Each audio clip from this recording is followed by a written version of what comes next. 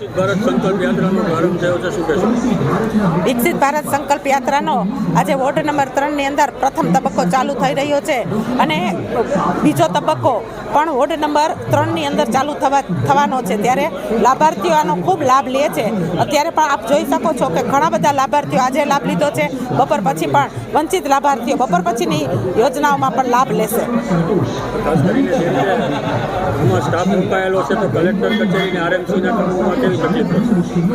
જ્યારે આ યોજનાની અંદર કોર્પોરેશનને અને તલાટી મંત્રીઓ જે અહીંયા રોકાયેલા છે ત્યાં પણ અલગ વ્યવસ્થા કરેલી હોય છે અને અહીંયા પણ અલગ વ્યવસ્થા કરેલી હોય છે કે જેથી કરીને કોઈ ત્યાં પણ વંચિત ન રહી શકે અને અહીંયા પણ વંચિત ન રહી શકે.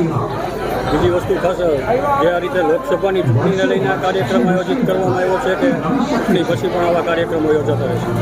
લોકસભાની ચૂંટણીને ધ્યાનમાં રાખીને આ કાર્યક્રમ પહેલા તબક્કાનો પણ હતો, બીજા તબક્કાનો છે, પણ લોકસભાની ચૂંટણીને ધ્યાનમાં રાખીને આ કાર્યક્રમ નથી કરવાનો. પણ પાછળથી પણ આપણે વંચિતો જે રહી જશે તેને કેન્દ્ર ઉપર પણ આ વ્યવસ્થા કરવામાં આવી છે.